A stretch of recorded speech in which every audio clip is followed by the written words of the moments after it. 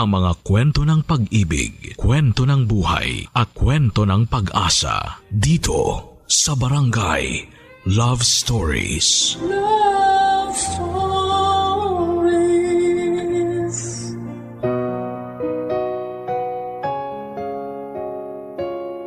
Wala nang masasaya pa sa isang inang nakikita kung paano nagtatagumpay sa buhay ang mga anak niya. Ang hayaang tumayo ang mga anak sa sarili nilang mga paa ay hindi isang parusa kundi isang palatandaan na buo ang tiwala niya sa kanila. Wala siyang pinipiling edad ng mga anak para iparamdam ang kanyang pagmamahal dahil hindi mabubura ang pagiging ilaw niya ng tahanan kahit siya ay matanda na. Pakinggan natin ang isang kwento ng sakripisyo ng isang ina para sa kanyang mga anak dito sa mga kwento ng pag-ibig, buhay at pag-asa sa nangungunang Barangay Love Stories. Dear Papa Dudut, Hi Papa Dudut, tawagin niyo na lamang po ako sa pangalang Borge. Actually, hindi po ito ang real name ko pero si Mama po ang nagbigay ng palayaw ko. Hanggang sa nakasanayan ko na lamang na gano'n ang tawag sa akin ng lahat. Papa Dudut, si Mama po dapat ang susulat sa inyo pero sabi niya ako na lang daw po ang sumulat at magpadala nito sa inyo dahil may kalabuan na po ang mga mata niya. May kakambal nga po pala ako Papa Dudut. Bale, identical twins po kami. Tawagin niyo na lamang po siya sa pangalang Kulot. Kasi kulot naman po talaga siya. Sigurado po akong makakarelate kayo sa buhay ng pagkakaroon ng kambal dahil ikaw mismo Papa Dudut ay meron kang kambal. Hindi naman po kami yung magkamukhang magkamukha. May palatandaan naman po sa amin pero hindi po yon basta-bastang nakikita. Kaya ng mga bata pa kami madalas naming nalilito si Mama. Ang kaso trying hard lang po talaga kami sa part na yon dahil kahit po yata mga lamang loob namin ay kabisado na niya. Noong nagsimula po itong ikukwento ko sa inyo, sa Albay pa po kami nakatira. At 2 years na po mula nang makagraduate kami ni Kulot sa kursong Mechanical Engineering.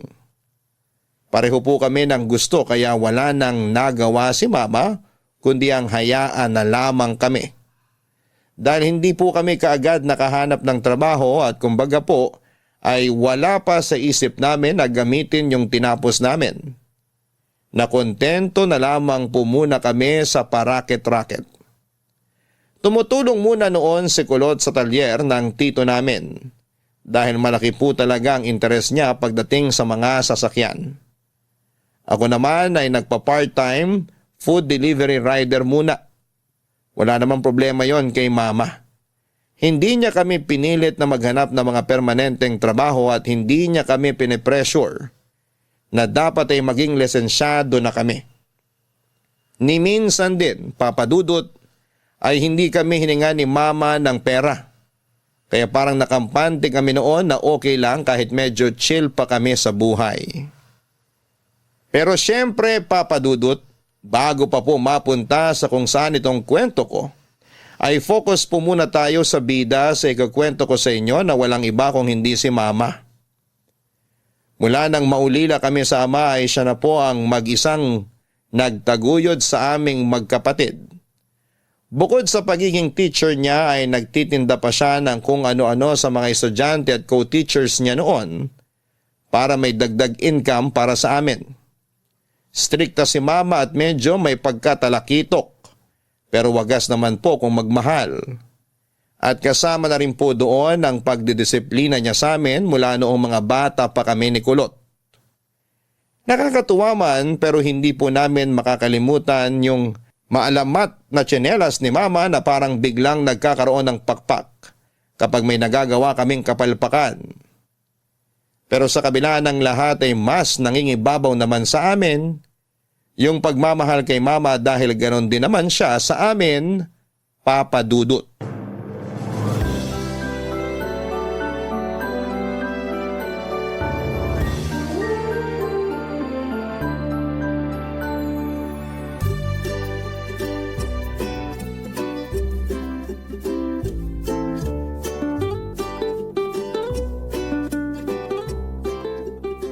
Hoy! Gumising na yung mga anak mayaman dyan! Tirik na yung araw, hindi pa kayo nagsisibangon! Good morning, Ma. Oh, yung kapatid mo, tulog pa rin ba? Gisingin mo na, baka dumikit yung likod niya sa higaan sa kakatulog. Opo. Sinong gigisingin? Gising na kaya ako. Good morning, Ma. Naku, mas gaganda sana umaga ko kung pareho kayong gumigising ng maaga. Para kayong mga anak mayaman. Paggising kakain na lang. Kulang na lang subuan pa kayong dalawa. Ma, kalma lang po tayo. Kaya aga-aga nirarat-rat mo na naman kami ni Kulot. Nasa-stress tuloy yung buhok niya. Parang kada araw lalong kumukulot eh. Boko na naman nakita mo. Magsipilyo ka kaya muna. Amoy patay na hayop yung hininga mo eh. Sus! Pareho lang naman kayo. O siya, maupo na kayo nang makapag-almusal na tayo ng sabay-sabay. Ito talaga yung pinaka-paborito kong part pagkatapos mag-rap ni Mama.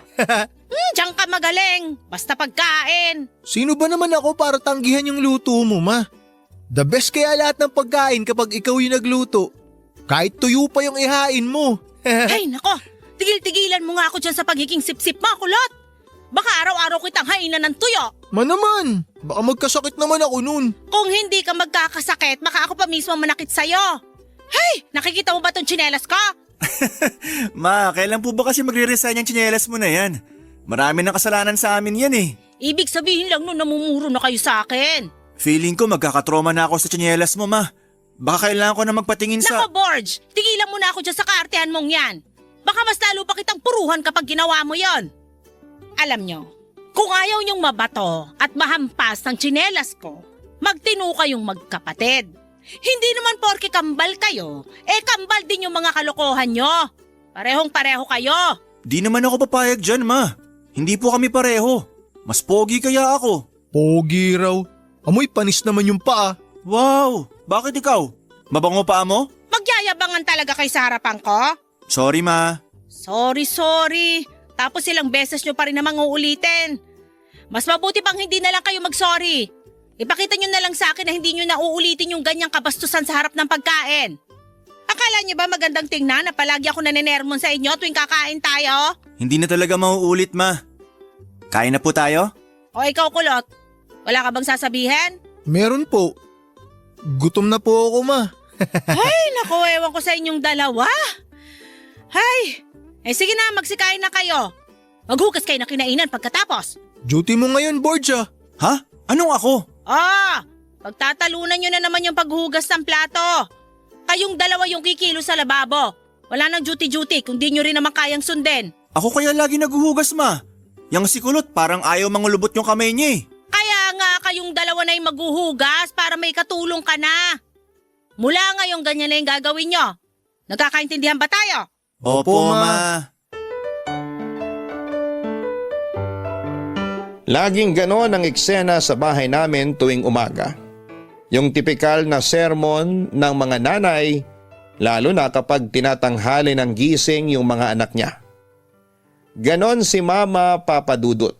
Bigla kaming nagiging mayaman sa paningin niya. Pero kahit na tinatalakan niya kami ay palagi namang may nakahandang masarap na almusal para sa amin ni Kulot. Papa Dudut, retirado na po si Mama pero kahit wala na siyang trabaho ay nakakatanggap pa rin naman siya ng pensyon. Ginagamit niya yung nakuha niya noong nag-retire siya para gawing puhunan sa tindahan. Kaya kahit na hindi na siya nagtuturo ay kumikita pa rin siya. At kahit minsan ay hindi nang hingi sa amin ng pera. Nag-aabot naman kami sa kanya minsan pero hindi naman niya tinatanggap. Kaya para hindi siya makatanggi, inuunahan na lang namin siya sa pagbabayad ng bills sa bahay. Papa Dudut, hindi nagbago yung paraan ni Mama ng pagdidisiplina sa amin. Hindi naman niya kami sinasaktan ng sobra Pero kapag nakikita na namin siyang hinuhubad yung tsinelas niya, natataranta na kaming magkapatid. Hindi lang dahil takot kundi dahil alam namin na may nagawa na naman kaming mali at ayaw na ayaw yon ni Mama. Kapag nasa mood naman siya ay nakikipagbiruan din siya sa amin. Balanse lang po kumbaga. Pero minsan ay pumapasok din sa isip namin kung paano kaya kapag kinailangan na namin ni Kulot na magtrabaho sa malayo. Para sa amin ay mahirap yon pagdesisyonan, Papa Dudut. Kamusta naman kayong dalawa? Si Mama talaga oh. Makatanong parang di tayo araw-araw magkakasama rito. Palagi nyo rin po kaming nakikita. Araw-araw ko nga kayong nakikita at nakakasabay kumain pero hindi na kayo nagkukwento sa akin kagaya ng dati. Kaya gusto ko ring malaman kung kumusta ba kayo sa ginagawa niyong magkapatid. Kung ayos lang ba kayo sa trabaho niyo. Ganun lang naman dapat kasimple magkwento pero mukhang kinalimutan niyo na. Porke ba mga binata na kayo? Bilis mo naman magtampo, Ma. Eto na, magkukwento na. Bale, Ma, may inaplayan po kasi kami ni Borge. Mabuti naman kung ganon. Pero teka, natanggap na ba kayo? Nagpasa pa lang po kami, Ma. Para naman magamit na namin yung pinag-aralan namin ni Kulot. Maganda yan. Pero, wag nyo sanang isipin na pinipressure ko kayong magkapatid. Kung komportable pa kayo ngayon sa pinagkakakitaan nyo, wala namang problema sa akin. Wala kayong obligasyon na payamanin ako o kung anuman. Basta maayos kayo, maayos na rin ako. Alam mo, Ma, ang daming mapapasana all kapag nakilala ka ng iba pang mga anak. Yung iba kasi, ginagawang retirement plan yung mga anak nila. Wala namang problema ron kung gusto rin ng anak na tulungan yung mga magulang nila. Paano kung hindi nila gusto, Ma? Hindi na natin problema yon, anak. Ang mahalaga kung ano tayo dito sa pamilya natin. Basta ako, sigurado ako na wala na akong ibang mahihiling kundi makita kayong nagtatagumpay sa buhay. Pero Ma, kahit hindi ka po humiling sa amin, magkukusa kami ni Kulot. At wala ka pong karapatang tumanggi kasi itatakwil ka namin. Tama! Sus! Pinagtulungan niyo pa ako? Siguraduhin niyo munang matatanggap kayo sa inaplayan niyo bago niyo isipin yan. Matatanggap naman po siguro kami, Ma. Ang tataas kaya ng grades namin ni Kulot. Masama rin naman masobrahan ng kumpiyansa. Baka ang ending niyan, lagapak kayong dalawa. Hindi naman po kami ganun, Ma. Alam naman po namin ni Kulot yung mga limitasyon namin sa mga bagay-bagay. Gaya ng palagi niyong binibilin sa amin. Mabuti naman at may natatandaan kayo. Pero teka, saan ba yung inaplayan niyo? Uy, ikaw na magsabi. Ha? Bakit ako? Nagturuan pa kayong dalawa. Tinatanong ko lang naman kung saan, ano bang kinatatakot nyo? Teka, huwag nyo sabihing illegal yung pinasukan yung dalawa. Kumalma ka, Ma. Matino pa naman pag-iisip namin ni Kulot, kaya wala kayong dapat alalahanin. Legal po yung papasukin naming trabaho. Promise, hindi po kami makukulong doon. Ay, mabuti naman. Baka atakihin ako kapag napano na kayong dalawa. Bago pa mapunta sa kung saan tong usapan natin, saan nga kayo nag-apply at hindi nyo masabi-sabi sa akin? Sa Maynila po, Ma. Habol po kasi namin yung experience doon, Ma. Tsaka di ba po, taga ron si Tito? Matutulungan niya rin po kami. Sakaling pwede na po kami magtrabaho abroad. Abroad? Opo, Ma. Pero matagal pa naman po yun, Ma. Makakabuti yun sa inyo, mga anak. Papa Dudut, medyo kinabahan kami noon ni Kulot dahil akala namin ay iiyak si Mama sa sinabi namin. Pero mukhang sinadya niya po talagang pigilan ang luha niya. Ayaw niya sigurong maramdaman namin na malungkot siya kapag napalayo kami sa kanya. Sakaling matanggap kami sa Maynila. At kapag pinalad pa sa ibang bansa na kami magtatrabaho. Pero bago po namin maisip ang mga bagay na yon ay iniisip din po namin si Mama. Hindi po namin alam kung kakayanin ba naming iwan siya ng mag-isa. Buong buhay po kasi namin ay kasama namin siya kaya parang napakahirap pong lumayo noon. Mula nang malaman ni Mama yung plano namin ay mas naging maasikaso pa siya sa amin.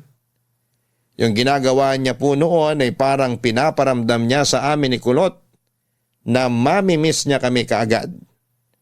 Pero sa kabilang banda ay kinatuwa rin po namin yon dahil hindi na po kami masyadong sinusungitan ni Mama. Papa Dudut, kapag pareho po kaming umalis ni Kulot ay wala talagang maiiwan kay Mama. May mga kamag-anak naman po kami doon pero hindi po sila kasundo ng nanay namin. Bagamat malakas pa ay matanda na rin talaga si Mama at mas makakabuti sa kanya kung may kasama siya.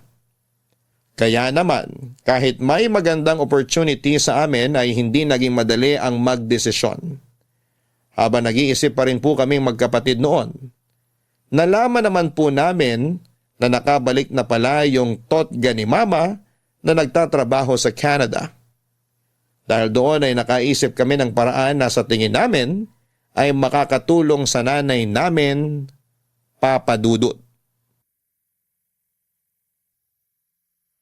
Papa Dudut, nang malaman namin na nakabalik na pala yung totga ni Mama na si Mang Rico ay nagkaroon kami ng ideya ni Kulot. Nakwento kasi noon ni Mama na naging sila ni Mang Rico bago pa naging sila ni Papa.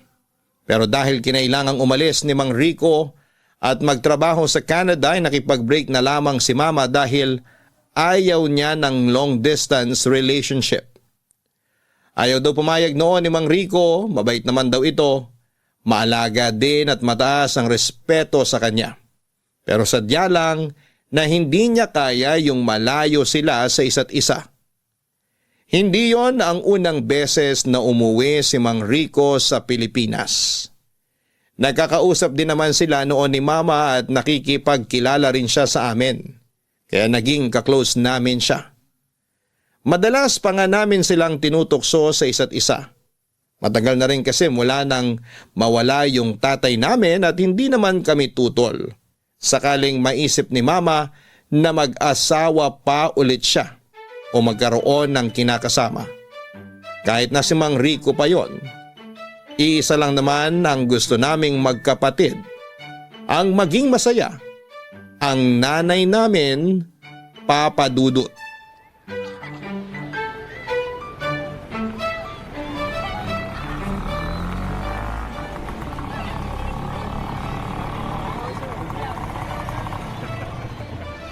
Aba, sakto. Nasa labas si Mang Rico. Paps! O Boards, may kailangan ka ba? Makikipagkwentuhan po sana ako kung hindi po makakaabala sa inyo. Sos, kailan pa ba kayo naging abala sa akin? Baka po kasi may gagawin kayo.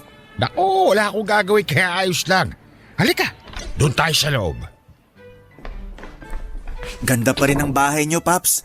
Nakikita ko yung pinsan nyo kapag naglilinis dito. Oo, siya yung caretaker ko rito. Sinusweldohan ko buwan-buwan. Wala naman kasing iba mag-aalaga nitong bahay kapag wala ako. Pasensya na po kung medyo personal yung itatanong ko, pero bakit hindi na po kayo nag-asawa? Ay, mahaba-habang kwento yan, Boards. Huwag po kayong mag-alala. Chismoso naman po ako kaya ayos lang kahit gaano pa po kahaba yan. Mula kasi nung magtrabaho ko sa Canada, hindi ko na naisip na magkaroon ng girlfriend o makapag-asawa pa. Wala po ba kayong natipuhan noon? Meron naman pero hanggang doon lang. Hindi ako nanligaw. Kung ganon, si Mama po pala yung huling nakarelasyon nyo? Ganun na nga. Ibig po bang sabihin yan hanggang ngayon si Mama pa rin yung gusto nyo? Oy Boards, alam ko kung ano yung ginagawa mo ha. Si Paps naman nagtatanong lang Pero may irereto po sana ako. Sino naman? First clue, biyuda. Ha? Teka, parang kilala ko yan Wait lang po, meron pa. Second clue, ex nyo. Ay nako, anak ka talaga ng nanay mo. Pero alam mo, aminin ko, gusto ko pa rin naman si Ida. Pero sa nakikita ko ngayon, hindi niya na kailangan ng isa pang lalaki sa buhay niya. Sa tingin ko, sapat na kayo sa kanya. Kaya kahit gaano ko pa gustong ligawan siya ulit, palagi akong nagdadalawang isip. Mas masakit po ba mabasted kapag senior na? Loko ka talaga. Pareho lang naman yun kapag binata ka pa. Yung kilig po, kinikilig pa po ba kayo o baka nagpapalpitate na lang? Alam mo, tingin ko, namemersonal ka na. Umuwi ka na nga rin sa inyo. Bilis magbago ng isip ah. Pero seryosong tanong Paps, babalik pa ba kayo sa Canada? Hindi na. Napag-aral ko na yung mga pamangking ko. Napagtapos ko na sila sa kolehiyo. Kaya oras naman para makapagpahinga ako. Ha? Namamaalam ka na po ba? Bakit pa? Parang gusto mo na akong mawala. Joke lang naman, Paps. Pero gets ko naman po kayo dun sa gusto nyo na magpahinga naman sa pagtatrabaho. Tama po yun. Enjoy nyo na lang po yung buhay. Pwede naman po kayo mag-business na lang para may pagkakakitaan pa rin kayo. Si Mama nga po nagtindahan na lang matapos mag-retire eh. Hawak niya na yung oras niya tsaka hindi na palaging pagod na pagod. Ganon din sana yung gusto ko pero ayoko naman maging kakumpetensya ni Ida. Kaya plano ko sana, magpagawa na lang ng paupahan. Kahit maliit lang. Aba, mukhang ayaw nyo talaga mapalayo kay Mama. Ikaw talaga, kung ano-ano iniisip mo. Kapag nalaman ng mama mo na inilalako mo siya sa akin, hindi ka tatantanan ng tsinelas doon.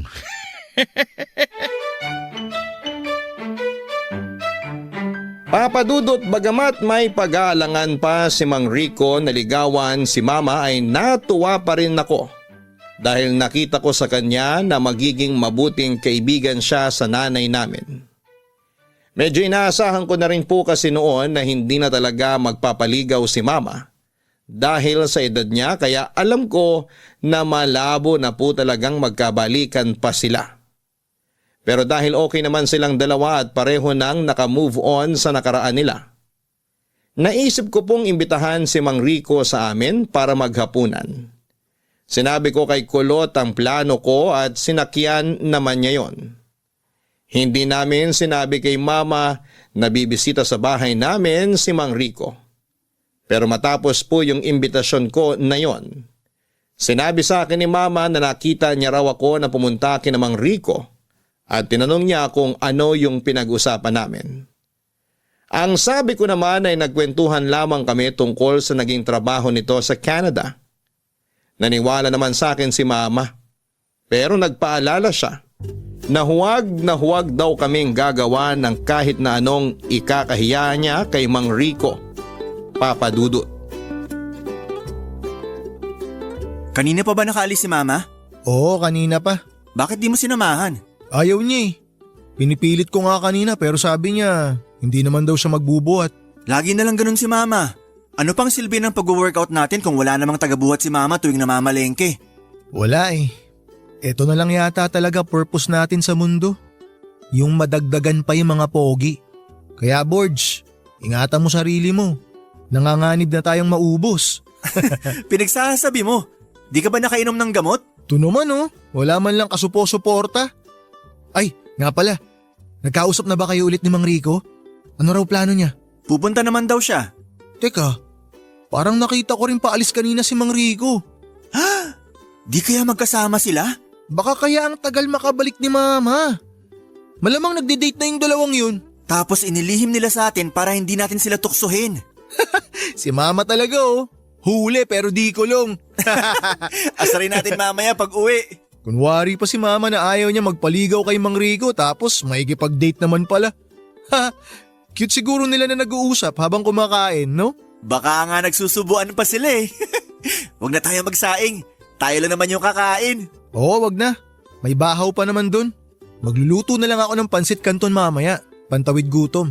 Ikaw, ano sa'yo? Idamay mo na lang din ako. Ayoko magkanin. Sige, pero mamaya na lang ha. Maaga pa naman eh. Tol, tinan mo to nag-add friend sa akin sa Facebook. Chicks na chicks. Nasaan? Patingin nga. Eto. Ganda. Ma! Chicks nga. Pag alis ko kanina, cellphone na inatupag nyo. Hanggang sa pagbalik ko, cellphone pa rin. O ano, nakapagsaing na ba kayo? Hindi pa po ma. Kala kasi namin kumain ka na sa labas eh. Ano?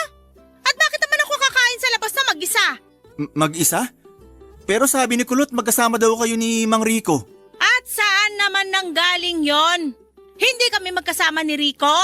Nakita ko rin po kasing umalis si Mang Rico kanina.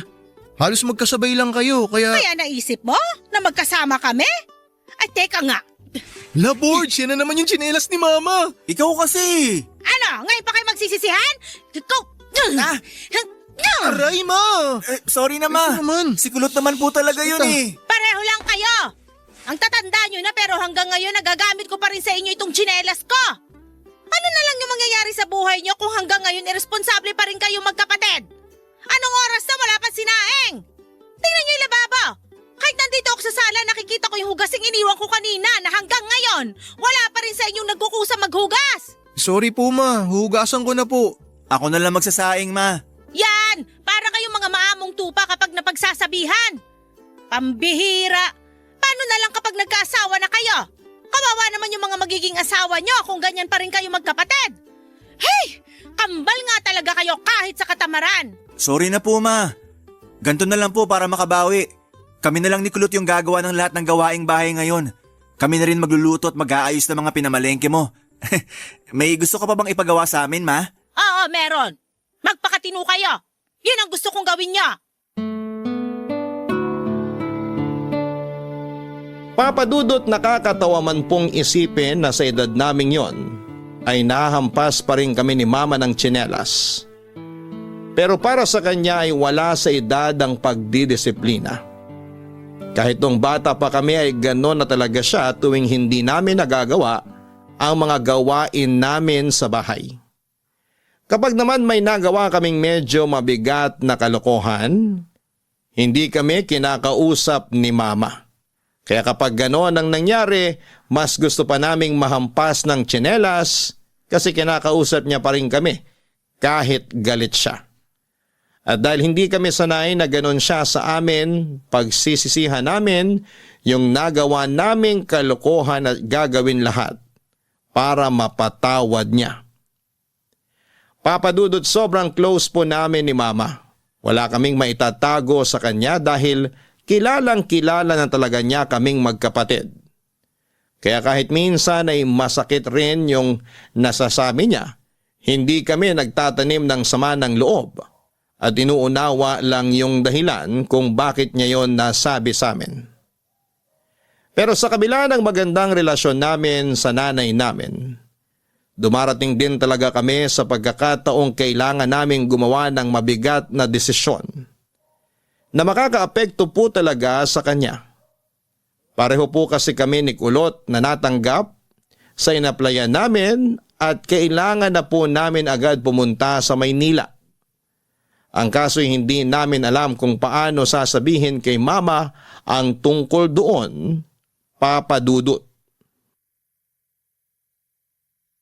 Bagamat planchado na ang plano namin ng kakambal ko na lumuwas na ng Maynila at mangupahan doon para sa trabaho namin, hindi pa rin naging madali para sa amin ang pagdidesisyon.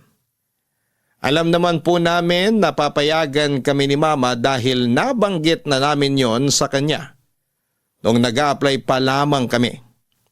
Siya po kasi yung nanay na hindi po kami pipigilan sa gusto naming gawin. Basta para sa kabubuti namin. Kahit na gaano pa yon kadelikado o kahit pa ang kapalit noon ay ang pagiging mag-isa na lamang niya. Bago namin sabihin kay mama na kailangan na naming umalis, nag-isip muna kami ng paraan para hindi siya maiwang mag-isa. Gustuhin man namin kumuha ng kasambahay para may kasama siya. At katuwang sa mga gawaing bahay ay alam naming hindi siya papayag. Sa kabila kasi ng edad niya ay ayaw niya nang wala siyang ginagawa. Siya ang mas nakakaalam ng mga bagay-bagay sa bahay kaya hindi niya yon inaasa sa ibang tao. Tumutulong na lang kami sa kanya sa mga mabibigat na gawain. Kaya para hindi niya maramdaman na mag-isa na lamang siya sa pag-alis namin ay sinubukan namin ni Kulot na paglapitin ulit sila ni Mang Rico, Papadudot.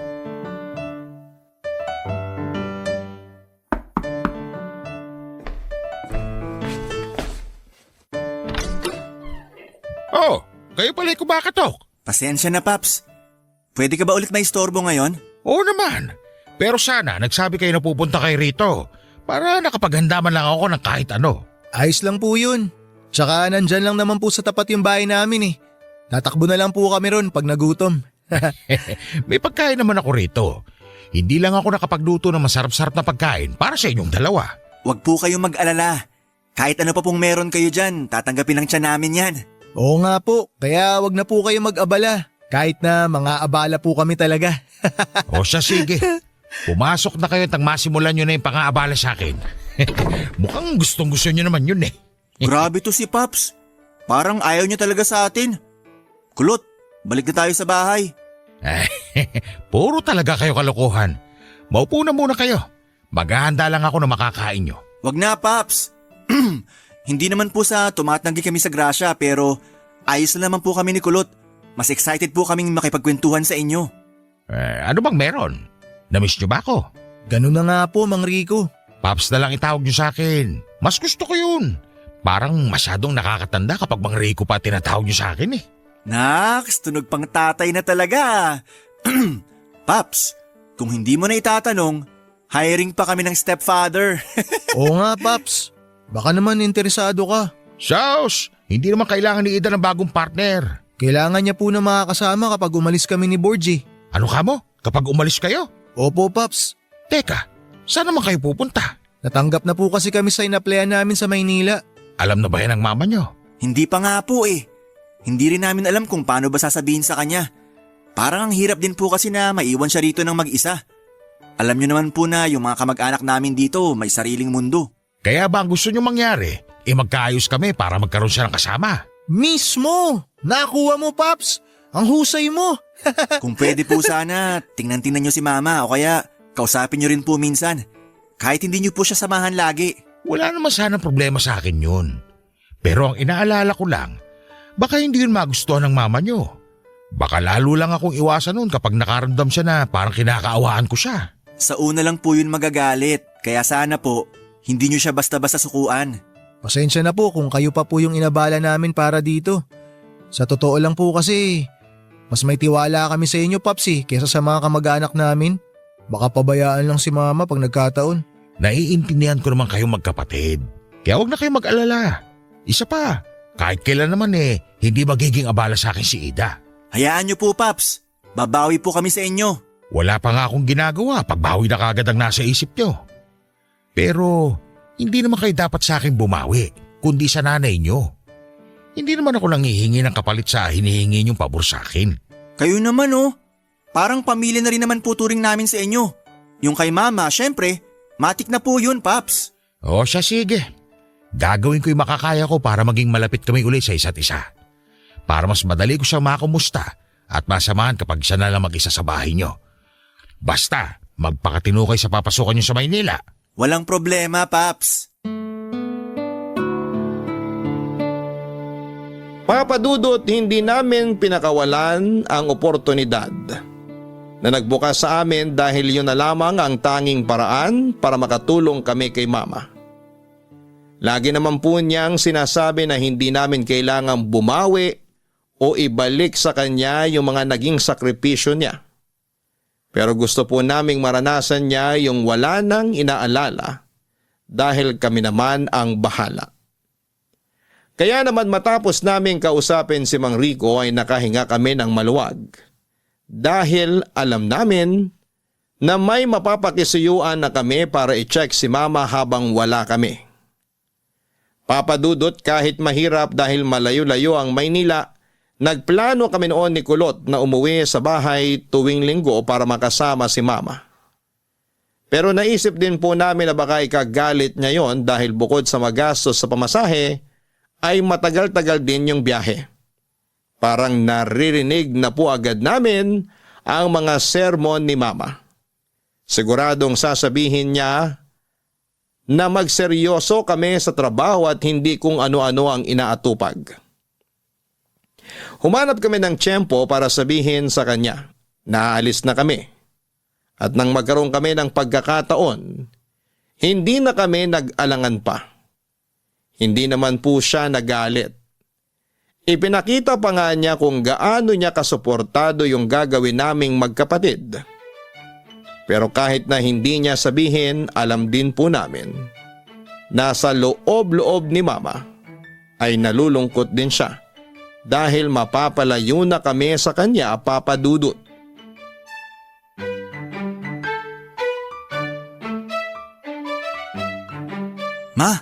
Wala ka ba naaamoy? Naaamoy na ano? Naamoy ko rin po ma. Ang alin nga? Yung laway mo po, ma. Amoy panis na. Paano? Kanina ka pa tahimik dyan. Ikaw talaga, akala ko naman kung ano na. Bakit po kasi sobrang tahimik mo dyan ma?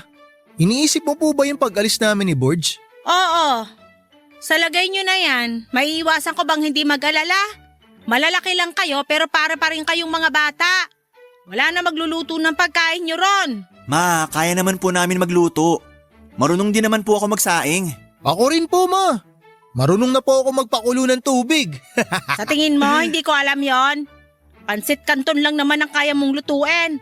Kaya lalo kang nakukulot eh. Ma, wala naman pong kinalaman yung pansit canton sa pagkakulot ng buhok ko eh. Meron. Doon kita pinaglihi. Hindi naman po totoo yung lihi na yan. Kasi nga hindi ka naniniwala.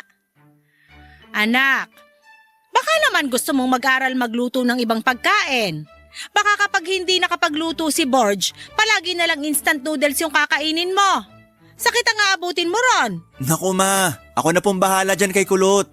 Pagsabihan mo siya palagi kapag puro pansit canton at cup noodles yung kinakain niya. Kung kaya mo ipagluto mo na lang. Tutal ikaw naman yung mas matanda sa inyong dalawa. Makasabi naman si mama ng mas matanda. Minuto lang naman ang pagitan namin ni Borge. Kahit na, mas matanda pa rin siya sa'yo. Dapat nga kuya yung tawag mo sa kanya eh. Hayaan nyo na po ma. Ayos lang naman po sa akin kahit di niya ako tawaging kuya. Ay, yung mga damit nyo, wala na maglalaba. Hindi naman kayo marunong maglaba ng kapatid mo. Basic lang yan ma. Pwede naman kami magpa-laundry. Naku, ay paano kayo makakaipon yan? Dapat marunong na kayo sa mga ganyang kasimpleng gawain. Hindi sa lahat ng panahon ay makakasama nyo ako. Gaya niyan, mapapalayo na kayo sa akin. Hindi sa lahat ng pagkakataon may nanay na sasalo ng mga bagay-bagay para sa inyo. Sorry po ma. Hindi ko kailangan ng sorry nyo.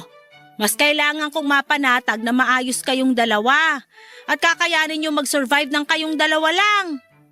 Kailan ba alis nyo? Sa Sabado po sana ma. O sige, habang di pa kayo nakakaalis, tuturuan ko muna kayo. Maglalaba tayo mamaya at bukas naman ng umaga, tuturuan ko kayong magluto ng ulam nang hindi nyo na kailangang gumastos ng malaki. Matatanda na kayo, kaya dapat alam nyo na mag-budget ng pera nyo. Hindi na yung kagaya rito na unlimited ang supply nyo ng pagkain dahil sa tindahan ko. Kapag naubusan kayo ng pera doon, malaking problema yon. Kaya dapat pag-isipan nyo muna ng mabuti bago kayo gumastos. Noted po ma. Noted ka pa dyan. Tapos pagdating naman doon makakalimot ka na rin agad. Hay! Borge, alam kong kahit papano ay marunong ka na mag-budget. Kaya tulungan mo na lang yung kapatid mo. Ma, ipahinga mo na po yung isip mo. Okay po kami. Kaya na po namin.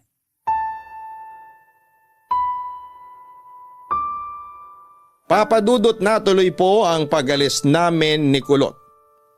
Nangupahan po kami sa Maynila at gaya po ng inaasahan namin. Hindi pumayag si mama na bisitahin namin siya kada linggo. Ayos na raw sa kanya na kahit na isang beses lang sa isang buwan kami umuwi, basta palagi kaming tatawag sa kanya para hindi siya masyadong mag-alala. Na-realize po namin noon na sobrang laki po ng nagbago sa buhay namin nung hindi na po namin araw-araw nakakasama si mama.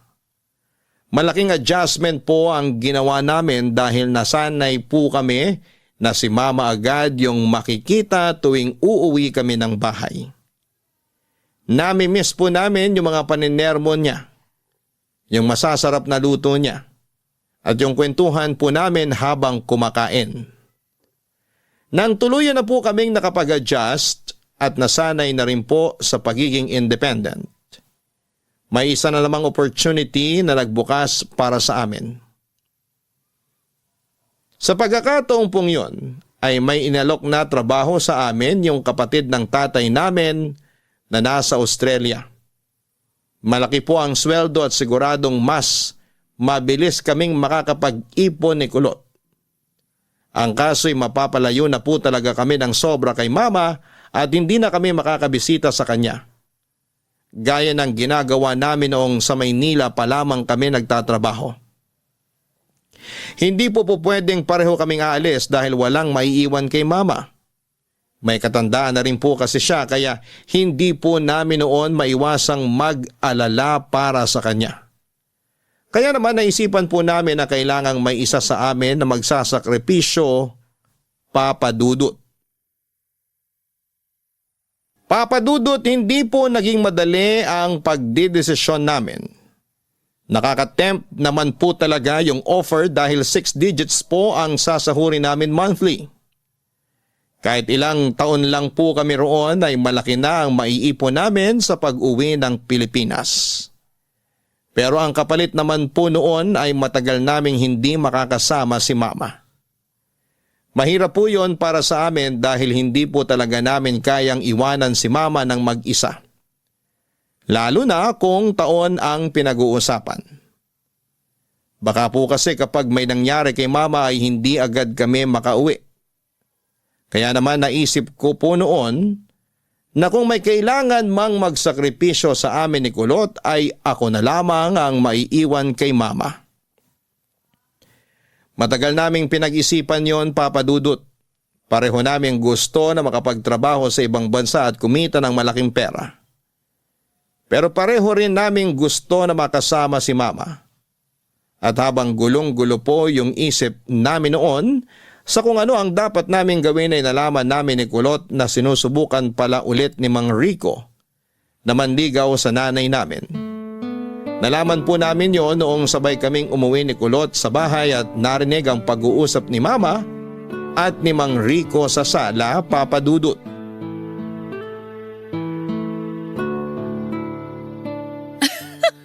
Ano ka mo? Manliligaw ka sa akin? Kung papayag ka sana. Bakit ngayon mo pa naisipan yan kung kailan mga senior na tayo? Ngayon lang kasi ako nagkaroon ng pagkakataon eh.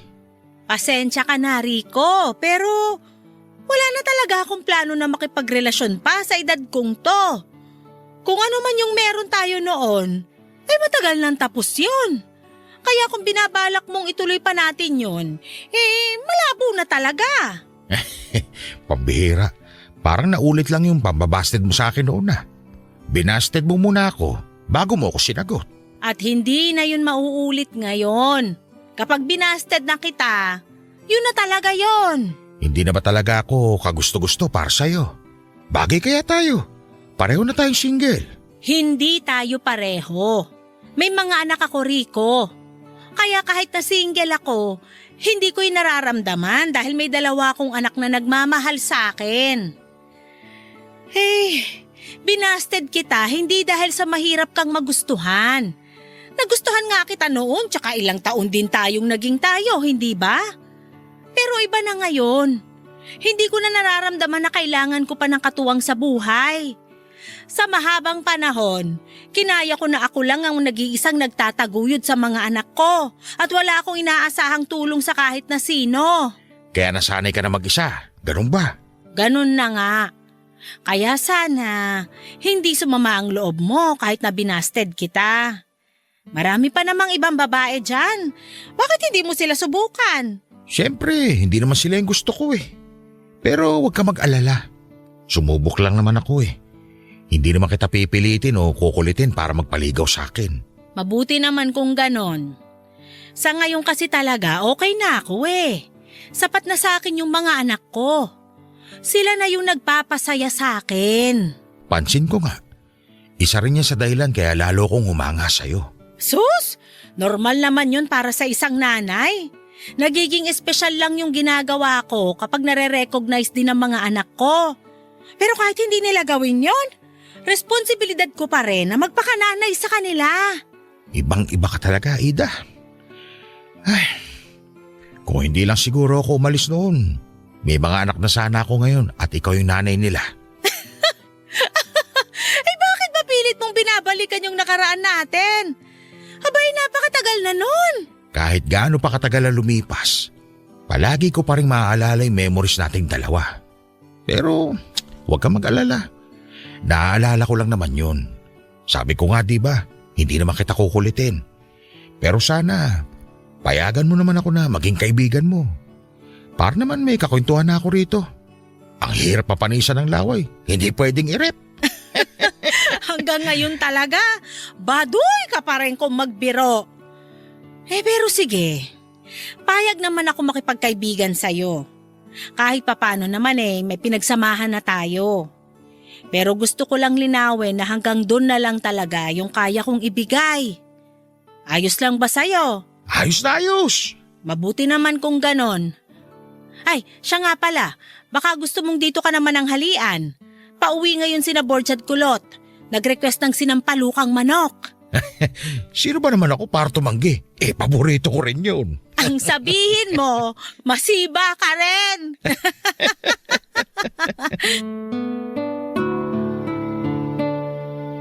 Papadudot na touch po ako noon sa mga narinig ko mula kay mama.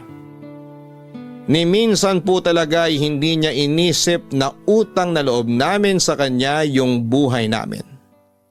Palagi niyang sinasabi na kagustuhan daw nila ni Papa na mabuo kami, kaya responsibilidad nila na buhayin at gabayan kami hanggang sa kaya na naming tumayo sa sarili naming mga paa. Pero dahil maaga kaming iniwan ni Papa ay siya na lamang ang mag-isang gumawa noon para sa amin. At tuwing naiisip ko lahat yon ay hindi po ako nangihinayang na pakawalan yung magandang oportunidad sa ibang bansa. Nag-usap naman na po kami noon ni Kulot at nangako siya. Natutulungan na lang niya ako kapalit ng pagsasakripisyo ko. Bago mag-asikaso ng mga requirements si Kulot ay nagpa siya kaming mag-set up ng date kung kailan namin kakausapin si Mama. Pero ang ending, hindi na kami humanap ng tiyempo dahil pwede naman namin siyang kausapin sa kahit na anong araw. Nag-ipon lang po talaga kami ng lakas ng loob dahil alam din namin na may posibilidad na magalit si Mama sa ginawa naming desisyon, Papa Dudut. Borge, ikaw na magsabi kay Mama. Bakit ako? Ikaw naman yung aalis eh. Lapitan mo na kaya habang hindi pa siya natutulog. Natatakot ako eh. Ay, ako na nga. Ma, Bakit? may sasabihin sana po kami. Ano yon? Sabihan niyo ako rito.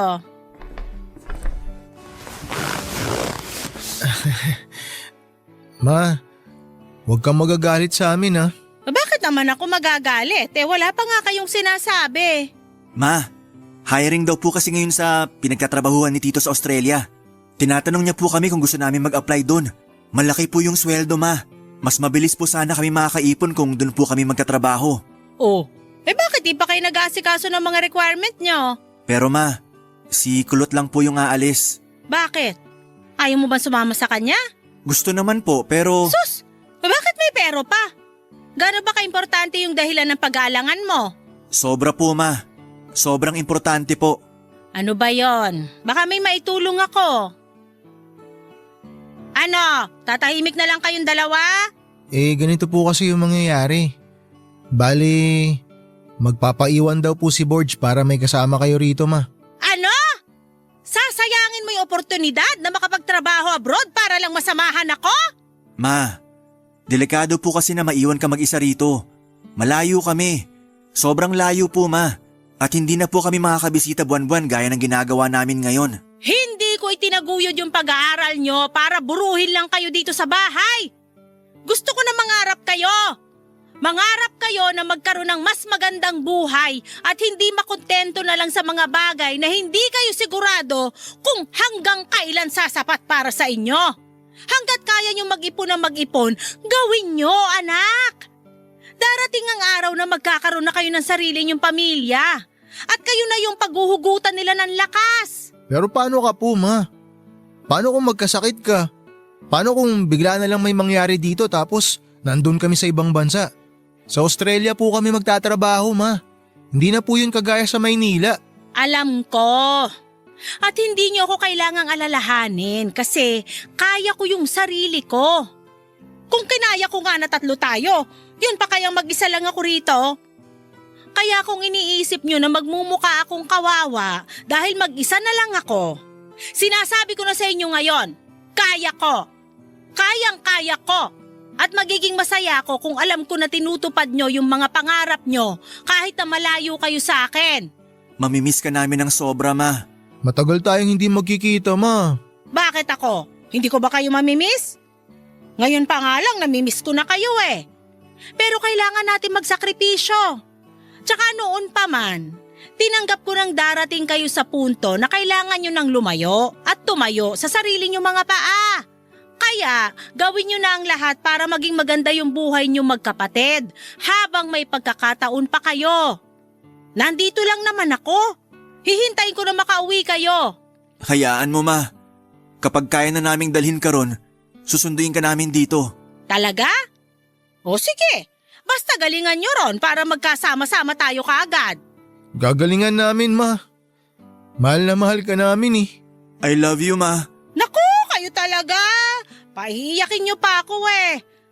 Pero sige na, mahal ko rin kayo. Kahit naman hindi ko sabihin yun, alam nyo na yun eh. Ay, mag-iingat kayo ron ha. Itatakwil ko kayo pag hindi nyo iningatan yung sarili nyo.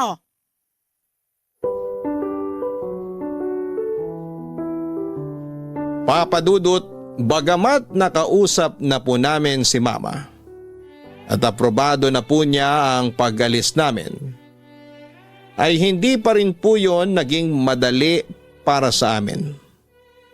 Ayaw ni Mama na ihatid kami sa airport dahil lalo lang daw kaming malulungkot. Ang sabi niya para naman daw yon sa future namin kaya hindi pwedeng magbago pa yung isip namin. Natanggap naman po kami roon at sa loob ng ilang taon ay nakaipon kaming magkapatid. Kapag may pagkakataon ay umuwi kami ng Pilipinas para kay Mama. Hanggang sa natupad na nga po namin yung pangako namin sa kanya na dadalhin namin siya sa Australia. Sa ngayon, Papa Dudut, ay kasama na namin dito si Mama. May sarili na rin po kaming pamilya ni Kulot at pareho pang foreigner ang napangasawa namin. Sa bahay ko nakatira si Mama pero madalas din siyang bumibisita kay Kulot para makipaglaro sa mga apo niya. Sobrang saya po namin dahil kahit na may mga anak na kami, ramdam pa rin po namin ang paggabay at pagmamahal ni Mama. Pinapangaralan niya rin po kami. Kung meron man pong nagbago ay yung hindi na po niya ginagamit sa amin yung tsinelas niya. Natuto na raw po kasi kami kaya hindi na niya kailangan pang gamitin yon. Pero ngayong magulang na rin po kami, namana po namin yung pagdidisiplina niya at ginagaya po namin yon hindi para saktan ang mga anak namin kundi para madisiplina sila. And at the same time ay maipakita kung gaano namin sila kamahal kaya gusto naming mapabuti sila.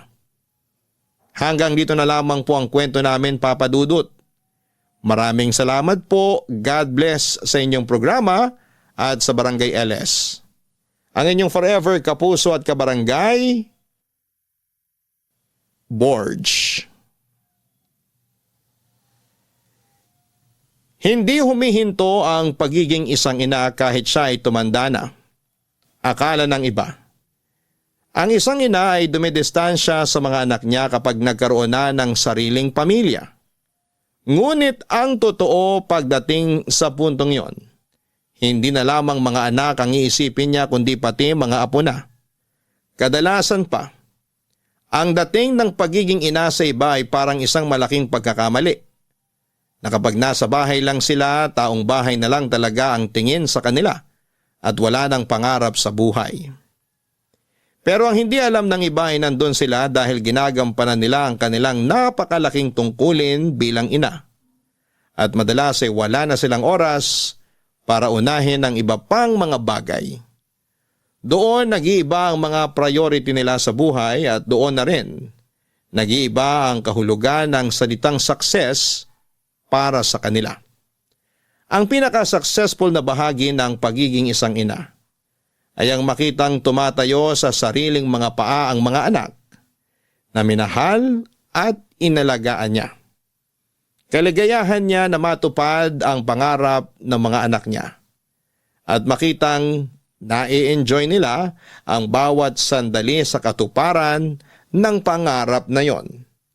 Kaya tunay na hindi matatawaran ang pagmamahal ng isang ina at ang kaya niyang gawin para sa kanyang mga anak. Hanggang sa muli, ako po ang inyong si Papa Dudut sa mga kwento ng pag-ibig, buhay at pag-asa sa Barangay Love Stories number 1. Barangay Love Stories. Barangay Love Stories. Anong say mo sa Barangay Love Stories na ito? Pagkwentuhan natin sa comment section yan. Ang mga kwento ng pag-ibig, kwento ng buhay at kwento ng pag-asa dito sa Barangay Love Stories. Love Stories.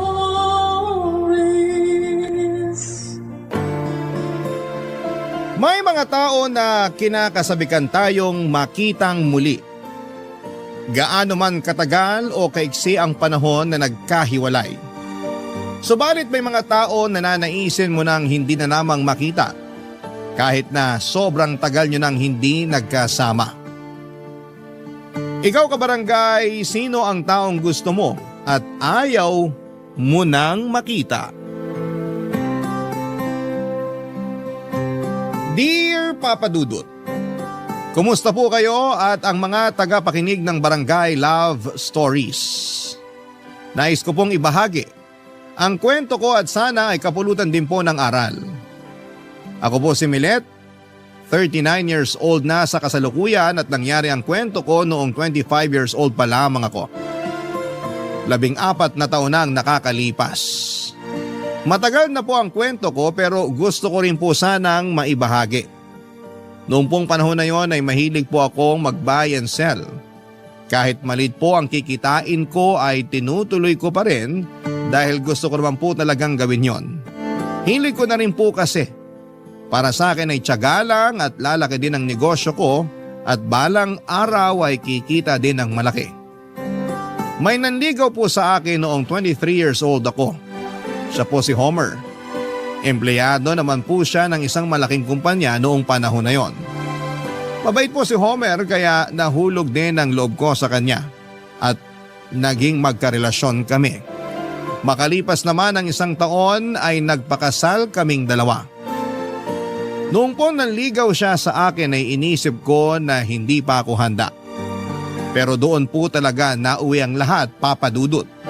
Naging maganda naman po ang relasyon namin. Masaya kami at walang oras na sinayang para maiparamdam namin sa isa't isa ang pagmamahal namin. Pero hayaan niyo munang simulan ko ang lahat sa pagkakakilala namin para mas makilala niyo pa kami ni Homer. Nagawi po ako sa opisina nila dahil sa imbitasyon ng isang katrabaho niya. Dahil nga po sa negosyo kong buy and sell at doon na kami unang nagkakilala. Hindi ko pa kabisadong opisina nila kaya medyo kinakapa ko pa kung saan ang kinakaroonan ng pakay kong tao nang bigla kong lapitan ni Homer, Papa Dudut.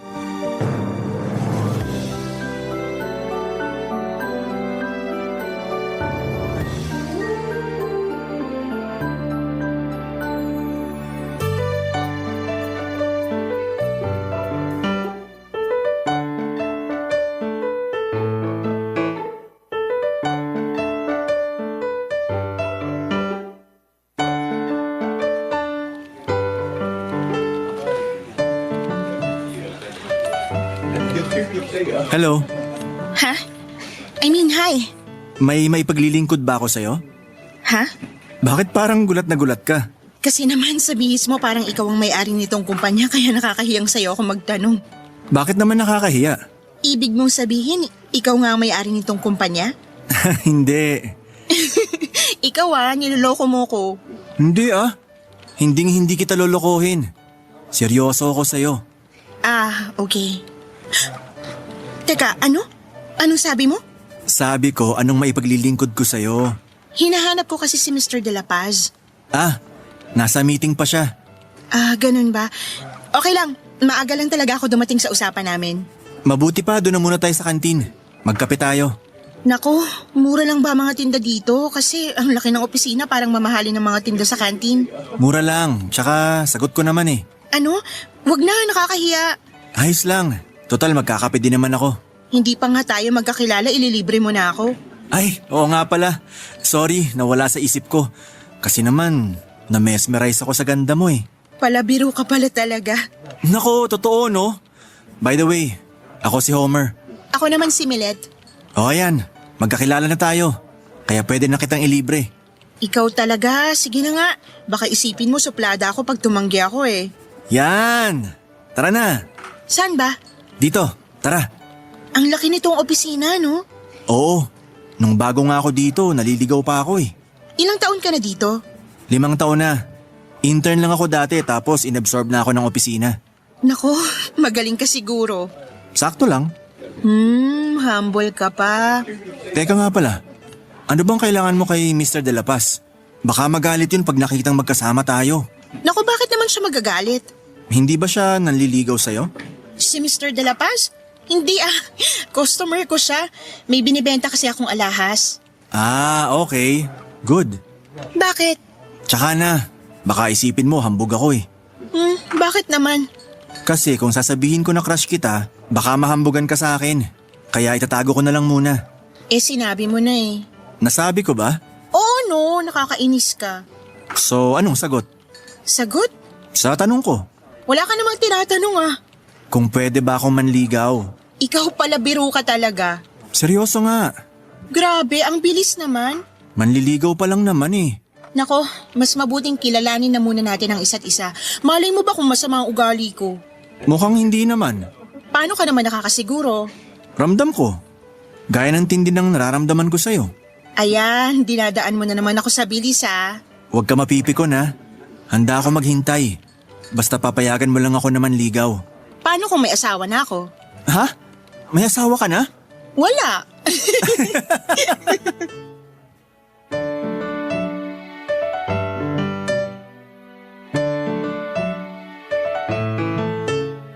Papadudot nakipagkwentuhan lamang ako kay Homer noong araw na yon kasi nakakahiya naman na hindi ko siya pansinin o iwasan ko siya dahil wala naman siyang ginagawa sa akin. Makulit si Homer pero hindi yung kulit na nakakaasar. Palabiro siya kaya ako naman na mababaw ang tawa ay walang pinalampas sa mga jokes niya. May paraan si Homer kung papaano niya makukuha ang sagot sa mga tanong niya. Ewan nga kung magaling ba talaga siya o mahina lamang ako, kaya kada tanong niya ay sinasagot ko na kaagad. Hindi doon natapos sa mga usapan namin ni Homer, Papadudot, dahil tinanong niya kaagad kung pwede daw ba siyang dumalaw sa amin. Ako naman kahit nagdadalawang isip ay napa-oo. Sa kanya tinanong kung saan ako nakatira. Late ko na naisip na naisahan niya ako kasi dapat tinanong niya muna kung saan ako nakatira bago siya nagtanong kung pwede ba siyang dumalaw. Pero hinayaan ko na lamang kasi masigasig talaga si Homer. Habang tumatagal ay mas nararamdaman ko naman na totoo siyang tao.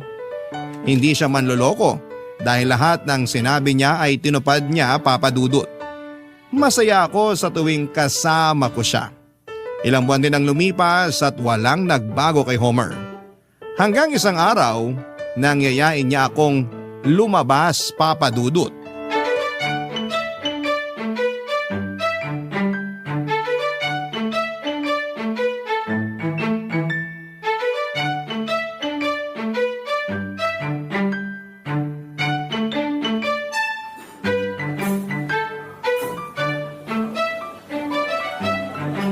Kain ka lang ha. Sobra ka na. Ha? Bakit? Kasi pinapataba mo na yata ako eh. Hindi ka naman tabain. Kasi sa tagal na nating lumalabas, hindi ka naman nagbabago. Talaga ba? Oo, parang ako. Hindi magbabago. Ayan ka na naman sa mga pagka-cheesy mo ha. Totoo naman ang sinasabi ko eh. Oo na nga. Hindi ka ba naniniwala sa akin? Uy, wag kang ganyan. Mabuti na yung sigurado. Kasi baka iniisip mo pala, niloloko lang kita. Grabe ka, hindi naman. Ibig sabihin naniniwala ka sa akin? Ha? Oo. Ano? Oo. Hindi kita madinig. Nakakainis ka, oo nga. Uy, napipikon. Hindi kaya ako pikon. Hindi nga. Hindi nga. We. Nakakapikon ka naman eh. Okay, Tam. Napipikon ka sa akin eh. Ngayon lang. Sorry na. Uy, hindi ako galit ah. Ewan kahit makulit ka, hindi ako nagagalit sa'yo. Bakit? Ewan ko nga. Imposible. Anong imposible? Imposibleng hindi mo alam Ang alin? kung bakit hindi ka naiinis sa akin. Nagugulahan na ako sa pinag-uusapan natin. Sorry, sana huwag ka magagalit sa akin. Hindi ah, mabait ka naman eh. Uy, salamat. Uy, baka lumaki ang ulo mo ah. Siyempre, basta galing sa'yo, alam kong totoo. Nako, parang alam ko nang idudugtong mo dyan. Ano? Na kasing totoo ka ng pagmamahal mo sa akin. Predictable na ba ako? Hindi naman, may pattern lang. Ha?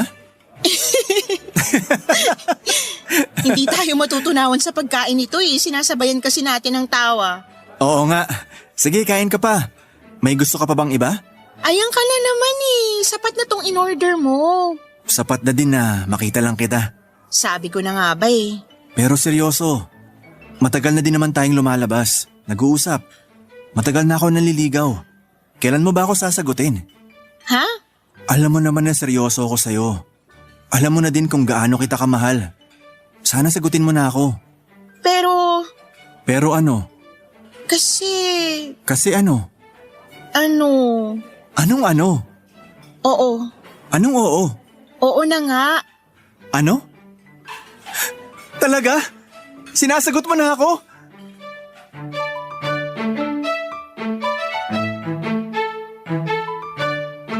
Papadudot nahiya ako bigla kasi napasigaw si Homer nang sagutin ko siya. Pero sa totoo lang, sa loob-loob ko ay pareho lang kami ng nararamdaman. Masayang masaya din ako nang sagutin ko siya. Mahal ko na talaga si Homer at wala akong duda doon. Matapos ang araw na yon, kung dati ay magkasabay lamang kaming maglakad. Nang mga sumunod na pagkikita namin, ay hinahawakan na niya ang kamay ko habang naglalakad. Hindi na ako naiilang kasi sinagot ko na naman siya, Papa Dudut. Pero matapos ko siyang sagutin ay umakyat na ang level ng mga tanong ni Homer. Sa totoo lang ay hindi na nga tanong kundi pagyayaya na. Gusto na ni Homer na magpakasal kami. Gusto na niya na magsama na kami, Papa Dudut. Sa pagkakataon na yon, kahit na sobrang mahal na mahal ko na siya ay sinabihan ko siya na pag-isipan ng mabuti ang bagay na yon at huwag kaming magpadalos-dalos. Medyo nalungkot siya pero hindi naman siya nagalit. Masaya pa din kami noong buong araw na yon. Nakapamasyal, nakakain at nakapagkwentuhan. Pero hindi ko akalain noong gabi na yon ay may iba palang iniisip si Homer. Hindi ko napansin pero ipinasok pala niya ang kotse niya sa loob ng isang motel. Nasa loob na kami ng motel nang mapansin ko, una ay nagulat ako. Natakot at saka nakaramdam ng galit. Papadudot na sampal ko si Homer at saka ako dali-daling lumabas ng kotse niya at naglakad papalabas sa lugar na yon. Papadudot. Barangay Love Stories. Barangay Love Stories. Hindi ko akalain na ipapasok niya ako sa lugar na yon nang hindi man lamang ako tinatanong. Papadudot, kahit mahal na mahal ko siya ay nakakagalit na parang wala siyang respeto sa akin. Hindi porke sinagot ko siya ay kasama na yon sa pag-oo ko sa kanya, Papadudot. Siguro sobrang nagulat din siya sa sampal ko kasi noong lumabas ako ay ang tagal niya bago humabol sa akin. Siguro'y napahiya din siya sa ginawa niya. Papadudot, nagmakaawa si Homer noon at humingi ng tawad. Hindi ako kumikibo at wala naman akong ginagawa o sinasabi pero siguro sobrang guilty niya ay napaiyak siya habang humihingi ng tawad. Ramdam ko ang pagiging sincero niya sa paghingi ng tawad kaya dahil na rin siguro sa pagmamahal ko sa kanya ay pinatawad ko siya, Papadudot. Bumalik kami sa kotse at umalis sa lugar na yon. Hindi pa din tumigil si Homer sa paghingi ng tawad at nagmamakaawa na huwag akong magalit sa kanya. Para matapos na ay sinabi ko ang laman ng dibdib ko. Sinabi ko ang galit ko at saka ko sinundan ang pagsasabi na hindi namin dapat gawin ang bagay na yon hanggang sa hindi kami nakakasal. Sumang-ayon naman si Homer habang humihingi pa rin ng tawad sa akin, Papa Dudut.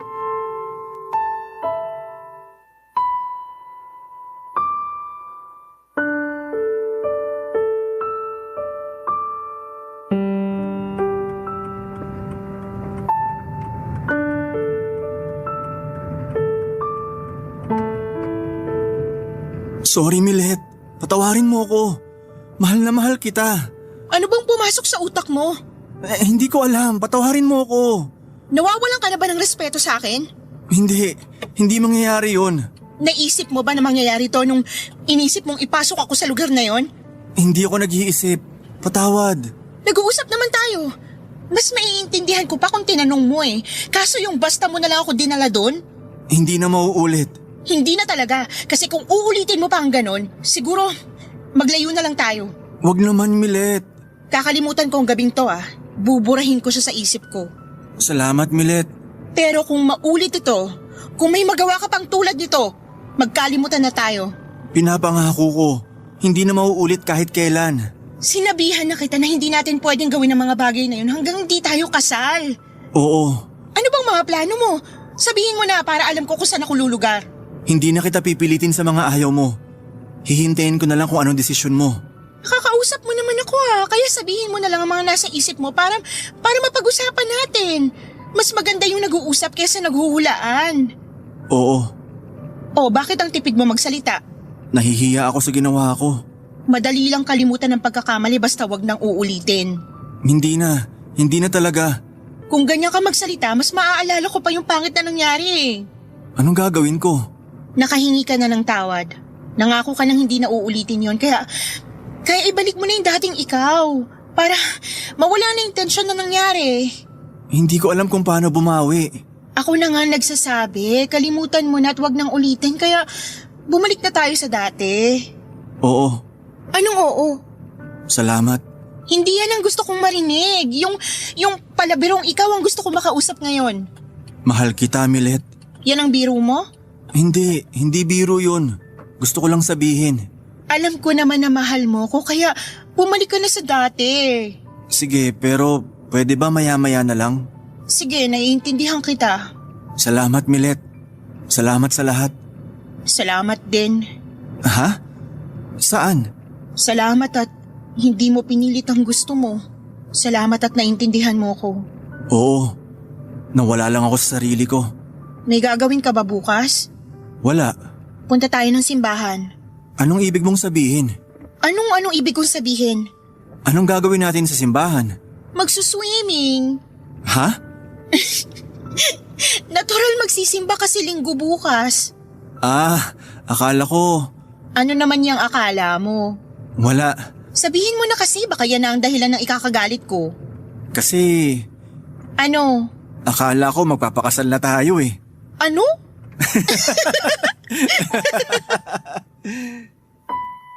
Papa Dudut, mabuti na din at nangyari ang mga nangyari dahil simula noon ay mas lalong naging marespeto si Homer. Iniwasan niyang sumama ang loob ko. Hindi naman sa pabor lahat sa akin ang mga ginagawa niya pero ibinabalik ko din naman lahat ng pagmamahal niya. Iniiwasan namin ang magkatampuhan. Pag may napansin ang bawat isa ay itinatama agad namin. Naging mas swabe ang relasyon namin. Dahil bukod sa pagmamahalan ay sobra na ang naging respeto namin sa isa't isa, Papa Dudut. Matapos ang pangit na gabing yon ay parang nagumpisang muli si Homer sa panliligaw at parang kinukuha niya muli ang loob ko para mahalin ko siya ng gaya ng dati. Sa totoo lang ay hindi naman nawala ang pagmamahal ko sa kanya. Ayaw ko lang uli kasi na masyado niyang maging kampante kaya may mga restrictions pa din ako sa kanya, Papa Dudut. Minsan nga ay masyado ng OA ang pagiging marespeto ni Homer kaya sinasabihan ko siya na maging totoo lang kami sa isa't isa. Kaya masasabi ko na mas lalong tumibay ang pagmamahal namin sa isa't isa.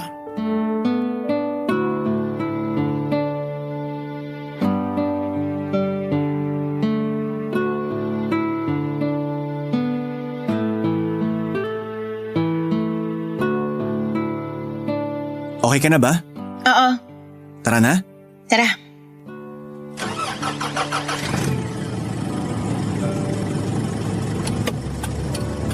Uwi na ba agad tayo? Oo, Ayaw mo ba munang kumain? may niluto ako sa bahay. Doon na tayo kumain. Ayaw mong dumaan muna sa bake shop? May ginawa akong kakanin sa bahay. Tsaka na tayo mag-cake. Sige. Pero teka, may gusto ka bang bilhin sa bake shop? Tara, daan na tayo. Wala naman. Akala ko lang may gusto ka eh. Sure ka? Oo. Niluto kong paborito mo. Seafood pasta? Oo. Alam mo gumawa nun? Syempre inaral ko. Para sa akin? Hindi, para sa kapitbahay. Ha? Syempre para sa'yo, inaral ko lahat ng paborito mo. Pero hindi ko naman sabay-sabay lulutuin. Wow! Nakaka-excite naman yan. Unang beses ko palang gumawa nun. Sana tama ang lasa. Kahit ano pang lasa nun, basta luto mo. Ay, wag ganun. Pag hindi masarap, sabihin mo para ma-improve ko ang sarili ko. Yes, ma'am. Gusto ko, alam ko lutuin ang lahat ng paborito mo para pag gusto mo kumain, hindi na natin kailangan pa lumabas. Kung sa bagay, maganda yan. Sa tinagal-tagal ba naman nating lumalabas, alam ko na lahat ng paborito mong pagkain. Kailangan ko din palang aralin ng mga paborito mo. Hoy, hindi ganun yun ah. Walang gantihan dito, hindi porke alam kong gawin at iluto ang mga paborito mo, dapat ganun ka na din. Hindi ba dapat ganun sa pagmamahalan? Dapat walang lihiman. Ayan, lumalalim ka na naman. Ikaw talaga. Kaya mahal na mahal kita eh. Mahal din kita. Alam ko. Oy, yung mga mata mo sa kalsada. Sorry. Ikaw kasi. Bakit ako? Ang ganda mo kasi, kaya napapatingin ako sa'yo. Tumigil ka nga, ayan ka na naman. Teka nga, hindi pala kita inuobliga na aralin ng mga paborito kong pagkain ha? Mabuti na yung alam ko lahat para sa pagdating ng panahon. Ano naman yung panahon na yan? Pagkasal na tayo. Oo nga no. Siyempre, gusto kong mapagsilbihan naman kita. Huwag mo akong pagsilbihan. Ako dapat ang nagsisilbi sa'yo. Siyempre, mas magiging madalas ako dapat sa bahay para paglutuan ka. Well, masaya yun. Konting panahon na lang naman ang hihintayin natin. Konting panahon? Oo, konting panahon na lang, baka kasal na tayo. Oo nga no. Teka, ano bang sinasabi mo? Tama ba ang pagkakaintindi ko? Bakit? Ano bang pagkakaintindi mo? Na magpapakasal na tayo? Handa ka na ba? Handa na! Handang-handa! O, edi magpakasal na tayo. Talaga? Oo nga. Woohoo! Uy, nagmamaneho ka. Ay, sorry! Papadudot matagal na rin naman ang relasyon namin kaya ako na din mismo ang nagsabi kay Homer na magpakasal na kami. Total sa nararamdaman namin na pagmamahal sa isa't isa ay doon din naman papunta yon, Papadudot. Isa pa ay nasa tamang edad na rin kami pareho at maayos naman ang kabuhayan namin. May trabaho siya at may negosyo ako. Kaya handa na kami.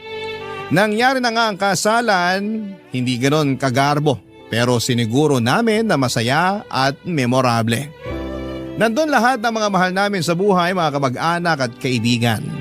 Lahat sila ay masaya para sa amin at kami naman ni Homer ay walang paglagyan. Ang saya sa nangyayaring yon. Saan pa ba naman mauuwi ang lahat pagkatapos ng kasal, kundi sa naudlot na kagustuhan ni Homer noon. Diretso kami sa honeymoon pagkatapos ng reception. Kasal na kami kaya yun na ang katuparan ng pangako ko kay Homer. Naganap na nga po ang lahat ng gabing yon. Papadudot. Barangay Love Stories. Barangay Love Stories.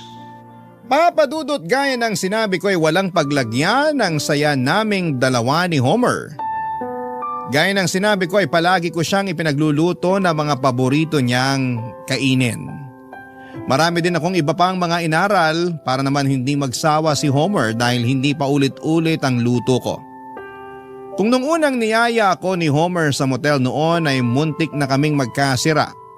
Sa mga sumunod na pagkakataon ng pagyayaya niya ay napagbibigyan ko na siya, Papadudot. Napag-usapan naman din namin na kapag pagod kami ay hindi namin pipilitin ang isa't isa. Laging kinukwento ni Homer na sana ang unang anak namin ay lalaki. Pero kung babae man daw ay ayos naman din sa kanya. Pero hiling niya na lalaki muna sana.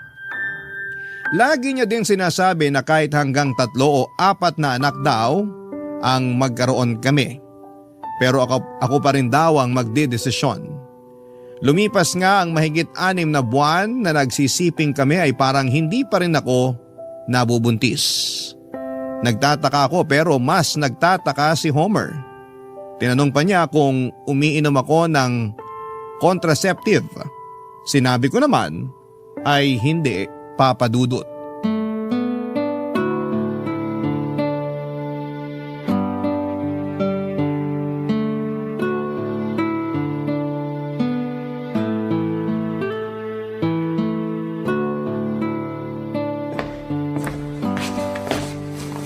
Milet, mag-usap nga tayo.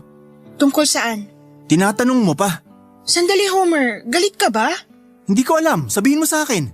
Hindi kita maintindihan. Anong hindi mo maintindihan? Teka nga, ang gulo ng usapan na to. Tungkol saan ba to? Tungkol sa'yo. Ano? Ano bang ginagawa mo? Ano ba Homer? Huwag mo nga akong lituhin. Ano bang sinasabi mo? Sige, wala akong sasabihin. Ikaw, may sasabihin ka ba? Sasabihin ano? Please naman, Milet, umamin ka na. Ano bang aaminin ko? Sabi mo dati walang lihiman. Wala nga akong nililihim sa'yo. Akala ko mahal mo ako. Mahal kita. Sinusumpa ko yan. Bakit mo pinipigilan ang gusto ko? Wala akong pinipigilan. Kung maaari nga lang lahat ng sabihin mo, oo na lang ako. Kaso minsan kailangan humindi eh. Ayun, Ano? Anong ayon? kaya pala ayaw mo kong pagbigyan. Homer naman, seryoso ka ba o kinukulit mo na naman ako? Mukha ba ako nagbibiro? Diretsuhin mo na ako. Bakit hindi ka pa nagbubuntis? Ha? Anong ha? Bakit? Hindi ko din alam, Homer. Anong hindi mo alam? Hindi. Niloloko mo ba ako? Hindi. Pwede ba yun? Pwede bang hindi mo alam katawan mo yan? Hindi ko nga alam. Umiinom ka nga ng pangontra. Hindi nga. Anong iniinom mo? Pampalaglag? Homer, ano ba yung sinasabi mo? Umiinom ka ng pampalaglag? Tigilan mo na yan. Sagutin mo tanong ko. Hindi ko gagawin yun. Pwes anong ginagawa mo? Wala akong ginagawa. Mahigit 6 na buwan. 7 buwan na halos. Hindi ka pa nagbubuntis. Anong ginagawa mo? Wala akong ginagawa. Bakit hindi ka pa buntis? Ewan ko. Akala ko ba handa ka na? Ayaw mo pa bang magbuntis? Sinabi ko naman sa'yo na handa na ako ah. Gusto mo nang magbuntis, pero ayaw mo pang magkaanak? Sinabi ko na sa'yo ang sagot dyan. Napag-usapan na natin yan. Ulitin mong sinabi mo. Ano ba to, Homer? Gusto kong madinig sa'yo ang sinabi mo. Gusto ko na din magkaanak. Yun pala bakit mo kinukontra? Ano bang nangyayari sa'yo? Wala nga akong ginagawa. Sige, pagbibigyan kita. Kung ano man yung ginagawa mo, tigilan mo na. Gusto ko na magkaanak. Ako din naman. Tigilan mo na yung panloloko mo. Hindi kita niloloko. Kung ganon, tara. Sumama ka sa akin. Saan tayo pupunta? Basta sumama ka. Tara na. Papadudot yun ang araw na hindi ko makakalimutan. Isinama ako ni Homer sa doktor. Pilit niya akong ipina-check up para malaman niya kung may ginagawa akong pagpipigil sa pagbubuntis. Pero ibang naging resulta na ikinagulat namin pareho. Hindi daw ako magkakaanak dahil wala akong kakayahang magbuntis. Hindi ko po niloko si Homer dahil hindi ko din po alam na may ganon pala akong kondisyon. Kitang-kita sa mukha ni Homer ang pagkabigo. Para siyang pinagsakluman ng langit at lupa sa mga narinig niya. Kung masakit sa kanya, hindi man lang niya naisip na mas masakit sa akin yon. Papadudot, imbis na damayan niya ako ay nakipaghiwalay siya sa akin nung mismong araw na yon. Munti ko ding hindi nakayanin ang pagdating ng 2 mabigat na pangyayari sa buhay ko. Ang malaman kong hindi ako magkakaanak at ang iwanan pa ako ng kaisa-isang lalaki na minahal ko ng sobra. Lumayo si Homer at hindi ko alam kung saan siya nagpunta. Hindi na niya ako pinakinggan. Nawala na kami ng komunikasyon. Sa hindi inaasahang pagkakataon makalipas ang mahigit 10 taon, ay nakasalubong ko si Homer, Papa Dudut.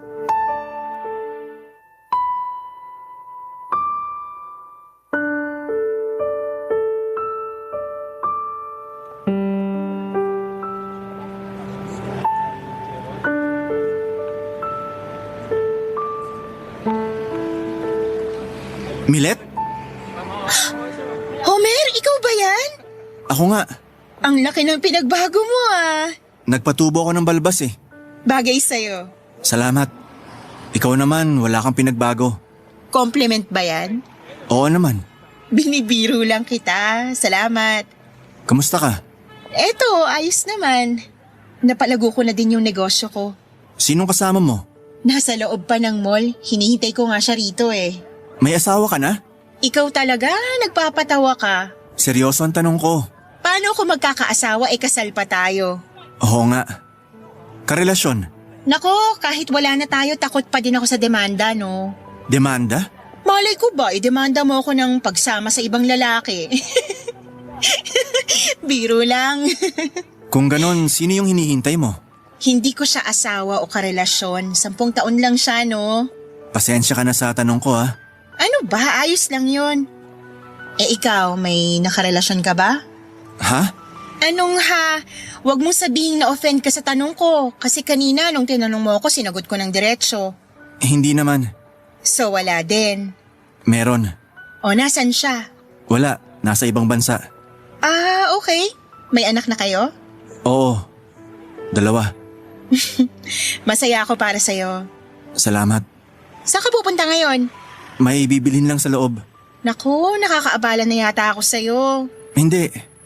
Matagal din na di tayo nagkita. Masaya akong nakita uli kita. Ikaw talaga? Ikaw ang nang iwan. Ako, nandito lang naman ako. Hoy, bakit ka malungkot? Biro lang yung sinabi ko ha. Walang sarcasm doon. Galit ka pa ba sa akin? Nagalit ako, oo. Pero kung galit pa ba ako? Di na? Matagal na. Salamat. Patawarin mo ako sa nagawa ko dati. Hindi kita masisisi, pero sana naintindihan mo na din na hindi kita niloko. Hindi ko din alam ang kalagayan ko noon eh. Naiintindihan ko na. Kaya, wag ka nang malungkot dyan. Bilib ako sa'yo. Bakit naman? Nakuha mong patawarin ako kahit sobrang masakit ang ginawa ko sa'yo. Oh, ayan ka na naman. Babalik na naman tayo dyan. Kalimutan na nga natin yun. Salamat ulit. At paulit-ulit akong humihingi ng tawad. Okay na, move on na tayo. Teka, saan ka pala nanirahan nung umalis ka? Una sa probinsya ako nagpunta. Tapos ng ibang bansa ako. Doon ko nakilala si Ofelia. Siya yung nakarelasyon mo? Oo. Makalipas ang 6 na buwan, bumalik na ako dito. Nagsama na kami ni Ofelia. Ang galing mong magtago ah. Nandito ka lang pala pero hindi ka nakita ng kahit sino. Naiinggit nga ako sa'yo eh. Bakit naman? Kahit masakit ang ginawa ko sa'yo, napatawad mo ako. At masaya ka na ngayon. Kalimutan na natin yon. Matagal na yon. At isa pa, masaya ka na din naman sa buhay mo ngayon. Sana. Ano?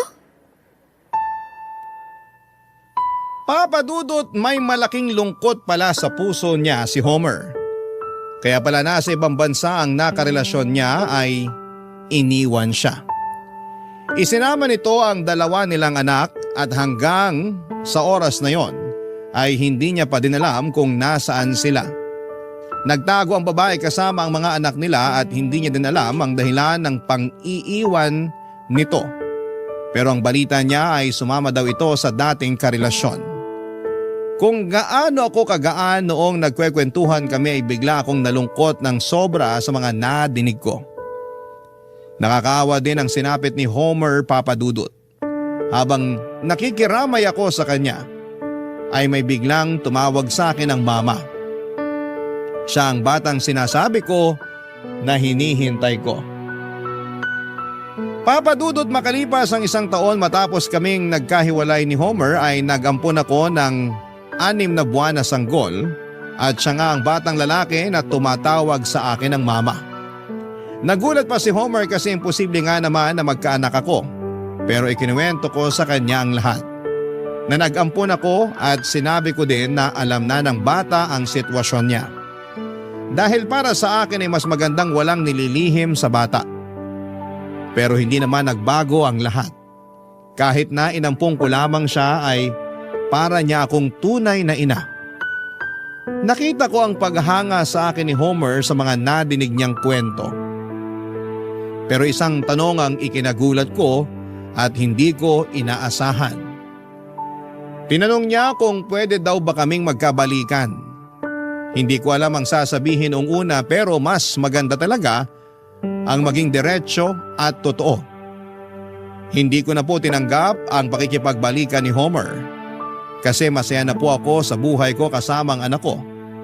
Sinabi ko na lang po na lagi ko siyang isasama sa dasal ko na maging masaya na rin siya at makita na rin niyang muli ang mga anak niya. Maraming salamat po sa pagbasa ng kwento ko, Papa Dudut. Sana po ay may napulot na aral ang inyong mga tagapakinig. Salamat sa Barangay LS 97.1 sa pagbibigay daan sa aking nakaraan na maitampok sa nangungunang Barangay Love Stories. Ang inyong forever na kapuso at kabarangay, Milet. Nagustuhan ng iyong napakinggan? Ituloy yan via live stream sa www.gmanetwork.com/radio. Barangay LS In Mega Manila, 97.1. Forever.